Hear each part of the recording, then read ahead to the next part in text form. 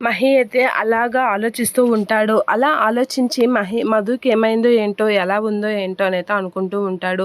మధుకి ఎలా అయినా ఫోన్ చేయాలి, తను ఎలా ఉందో, రికవర్ అయిందో లేదో, లేచిందో లేదో అనైతే కంగారు పడుతూ ఉంటాడు. ఇక మధు దగ్గరికైతే వాళ్ళ ఫ్రెండ్ వస్తూ ఉంటుంది రూప. ఇక రూప వచ్చేసి తనతో మాట్లాడుతూ ఉంటుంది. ఇక మధు లేచి మాట్లాడేసరికి నిజంగా మధుకి రికవర్ అయిందో లేదో ఒకసారి కనుక్కొని ఫోన్ చేస్తే సరిపోతుంది కదా అని చెప్పేసి మహి అయితే ఫోన్ తీసుకొని మధుకు ఫోన్ చేయడానికి రెడీ అవుతూ ఉంటాడు. అలా మధుకి ఫోన్ చేస్తూ ఉండగా అక్కడ ఉన్న మధు అయితే వాళ్ళ ఫ్రెండ్తో, నాన్న వాళ్ళు క్యాంటీన్ నుంచి రాగానే నువ్వు వెళ్ళి డిన్నర్ చేసేవే అని చెప్పేసి అంటూ ఉంటుంది.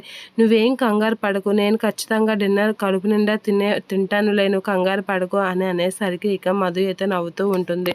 అలా నవ్వగానే ఇక రూపకి ఫోన్ వచ్చేసరికి ఎవరు ఫోన్ అని చూసేసరికి, మ్యాడీ ఫోన్ చేస్తున్నాడే, నీకోసమే అనుకుంటా, నువ్వు రికవర్ అయ్యావా లేచావా లేదా అని తెలుసుకోవడానికి అనుకుంటా అని చెప్పేసి వాళ్ళ ఫ్రెండ్ అయితే అంటూ ఉంటుంది. ఇక మధు అయితే నవ్వుతూ ఉంటుంది మహి ఫోన్ చేశాడని తెలియగానే. ఇక మహి అయితే ఫోన్ చేసి మధుకి అయితే ఏమని చెప్తూ ఉంటాడు. ఇక మధు అయితే ఎగ్జైట్గా ఫీల్ అవుతూ ఉంటుంది. నిజంగా మ్యాడీ నా కోసమే ఫోన్ చేశాడా అనేది అనుకుంటూ ఉంటుంది.